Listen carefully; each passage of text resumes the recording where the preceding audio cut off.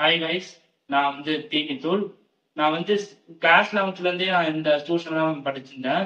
So ஸ்டார்டிங்ல வந்து நான் 10th once since studying 10th அப்போ வந்து எனக்கு நான் ஸ்டேட் போர்டு தான் படித்தேன்.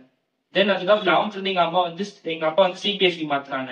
ஸோ சிபிஎஸ்சி மாற்றும் போது சில நேரம் ரொம்ப டிஃபிகல்ட்டா ஃபீல் பண்ணேன். ஸோ அது பேட்டர்ன் எப்படி எனக்கு தெரியல.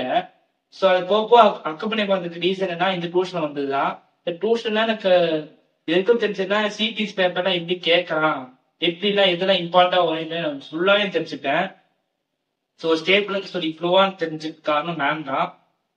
ஸோ இங்க நான் எடுக்கிறது மட்டும் இல்லாம எப்படிலாம் ஒரு ஸ்டூடெண்ட்டை படிக்கணும் அப்படின்னு ஒரு மேம்க்கு நல்ல ஐடியா இருக்கு. ஸோ அதே மாதிரி இந்த ஒர்க் ஷாப்பு, இந்த 9 days சேலஞ்சு இது எல்லாமே கொண்டு வந்தாங்க. As well as morning wake up habit. இந்த மார்னிங் வேக்கப் ஹேபிட் ரொம்ப யூஸ்ஃபுல்லா இருந்துச்சு எனக்கு. பிஃபோர் டைம்லாம் எனக்கு எக்ஸாம் இப்போ தான் நான் காலையில் எழுந்திப்பேன், மற்றபடி நான் லேட்டாக தான் எழுந்திப்பேன்.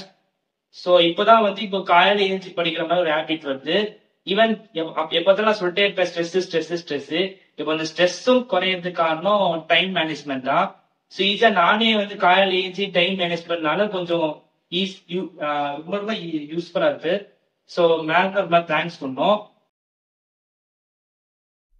லோக்கியா மேம் மட்டும் இல்லாமல் மேக்ஸ் சார் ஃபிசிக்ஸ் சார் கூட ஹெல்ப் பண்ணாங்க நல்லா. அவங்க வந்து எனக்கு டவுட்லாம் டவுட் கேட்ட கூட ஈஸியாக சொல்லித்தராங்க. அண்ட் அவங்க டீச்சிங் கூட நல்லாவே இருக்கு. உங்களுக்கு ரொம்ப தேங்க்ஸ் சொல்கிறேன். ஸோ நீங்களும் நல்லா ஏஞ்சி படிங்க, நல்லா ஹார்ட் ஒர்க் பண்ணுங்க, ப்ரீவியஸ் பேப்பர்லாம் ப்ராக்டிஸ் பண்ணுங்க, மேம் சொன்ன வருஷம் நல்லா கேளுங்க. தேங்க்யூ.